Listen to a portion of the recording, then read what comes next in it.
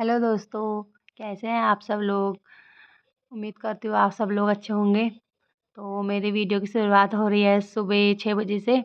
तो मैंने अपने बेटी के लिए बना दिया था ब्रेकफ़ास्ट और टिफ़िन भी पैक कर दिया था। फिर उसके बाद गई मैं अपनी बेटी को उठाने के लिए, पर वो उठने का नाम ही नहीं ले रही थी। बोल रही कि मम्मा मुझे और सोना है, पर जैसे-तैसे मैंने उसको उठा ही लिया। बच्चे भी ना छुट्टी के दिन इतनी जल्दी उठते हैं और जिस दिन स्कूल होता है ना, उन्हें उठाना बहुत मुश्किल हो जाता है। इतनी अच्छी नींद आती है ना बच्चों को इस स्कूल के दिन। फिर जैसे-तैसे मैंने उसे उठा ही लिया और वो रोने लगी। आप देख लो, ब्रश करते हुए भी कितना रो रही थी। पर थोड़ा देर में शांत हो गई थी और फटाफट से रेडी हो गए।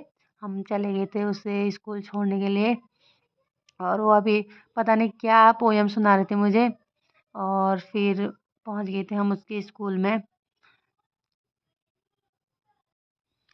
तो आप देख सकते हैं हम उसके स्कूल में पहुँच गए हैं और फिर जब तक वो ना थोड़ा अंदर तक नहीं चले जाते ना, तो हम लोग उन्हें देखे रहते हैं कि ये बच्चे गए नहीं गए। तो अभी वो चली गई थी और घर आके अपना वही डेली का काम, अपना झाड़ू पोछा, साफ सफाई। बच्चों के साथ ना घर इतना गंदा हो जाता है कि पूरा दिन ही हमारा साफ सफाई में चले जाता है। और बच्चे ऐसे काम करते हैं, संतरा खा के गमले में डाल के छिकल देखो आप। कूड़ा पता नहीं कहाँ-कहाँ डाल देते हैं बच्चे। सुबह फिर कितनी आफ़त आती है और ऐसे ही घर के सामने में काम चल रहा है, किसी का घर बन रहा है, तो डेली का इतना धूल, मिट्टी, कूड़ा, तो सफाई में ही पूरा दिन ऐसे ही चले जाता है। खैर जब तक मकान कंप्लीट नहीं हो जाते हैं, तब तक तो ऐसे ही गंदगी तो होती रहेगी। फिर फटाफट से मैंने झाड़ू पोछा बाहर का करके अब अंदर की क्लीनिंग कर रही थी। और अंदर की क्लीनिंग करके मेरी छोटी बेटी रोने लगी।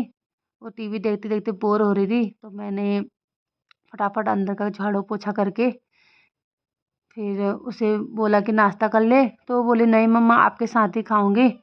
तो फटाफट से मैंने नहा धो के रेडी होके और फिर नाश्ते की तैयारी कर रहे थे। वो पीछे से आ गई कि मम्मा मैं लगाती हूँ पोछा। तो बच्चों से कहाँ ही पोछा लगेगा, वो तो खाली गंदा कर देते, पोछा तो कम लगाते हैं पर गंदा ज़्यादा करते हैं। बच्चों के साथ तो बच्चे कभी कुछ चीज़ें निकालते हैं खेलने के लिए, कभी कुछ चीज़ें। उन सारी चीज़ों को समेटने में इतना टाइम लग जाता है कि किसी और चीज़ के लिए टाइम ही नहीं मिलता है।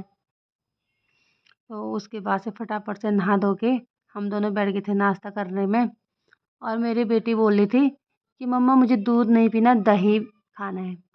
तो इतने ठंड में दही तो कहीं से लाएँ हम उसके लिए और फिर भी वो रोने लग गई। फिर उसके थोड़ी देर बाद हमने नाश्ता करने के बाद मेरे दोस्त लोग आ गए थे, तो हमने थोड़ा नींबू और संतरा वगैरह बनाए और ये ऐसे मेरी भाभी लगती है लेकिन मेरी फ्रेंड भी है और ये है दूसरी मेरी फ्रेंड।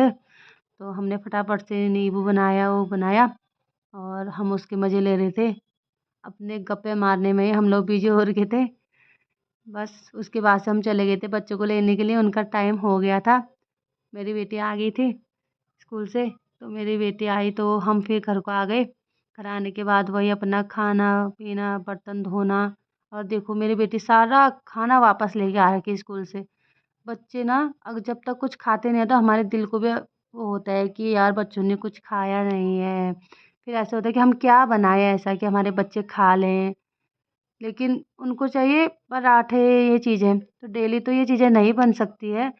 रोटी खाना भी सिखाना है इसलिए मैं जानबूझ के रोटी रखती हूँ उसके टिफ़िन में कि थोड़ा ये सीखे, लेकिन वो तो पूरा वापस ही ला लेती है। इतने पराठे भी नहीं दे सकते स्कूल के लिए डेली, मैम लोग भी बोलते हैं कि थोड़ा रोटी सब्ज़ी भी दो, बट मेरी बेटी तो पूरा वापस ही लाती है। फिर फटाफट से हमने दिन का खाना खाया और बर्तन-वर्तन साफ़ करने के बाद फिर उसके बाद से भाभी आती है स्कूटी सीखने के लिए। आपको मैंने कल भी बताया था उनको स्कूटी सिखा रही हूँ आजकल। देखते हैं वो भाभी कब तक सीखती है। फिर फटाफट से मैंने अपने किचन को पूरा क्लीन करके कूड़ा जितना था सारा इकट्ठा करा एक पन्नी में। ये गीला कूड़ा सारे गाय को देते हैं हम लोग और बस फिर क्या था फिर फटाफट से अपना बाल-वाल बनाए और तैयार हुए और फिर उतने थोड़ी देर में ही भाभी आ गई थी। तो भाभी बाहर पे मेरा वेट कर रही थी। मैंने बोला कि थोड़ा 10 मिनट रुक जाओ, मैं थोड़ा अपने बच्चों को संभाल के आती हूँ घर में, और उनको थोड़ा कुछ चीज़ें वगैरह दो, नहीं तो वो गेट के बाहर आ जाते हैं। फिर हम चले गए थे, भाभी तो चली गई थी स्कूटी लेके आगे, मैं पीछे पैदल पैदल जा रही थी। तो भाभी पता नहीं कितने दूर चली गई थी स्कूटी चलाते चलाते। फिर उसके बाद से मैं तो जा रही थी, यहाँ पे देखो देखो भाभी तो पता नहीं कितने राउंड मार दिए थे भाभी ने। और इम्प्रूवमेंट तो है भाभी के स्कूटी चलाने में। अभी टाइम तो लगेगा, इतनी जल्दी तो कहीं ही सीखेंगे, लेकिन अगर अच्छे से ध्यान लगा के सीखेंगे तो सीख ही जाएंगे। देखते हैं कब तक सीखते हैं भाभी। तो थैंक यू गाइस, आज की वीडियो में इतना ही।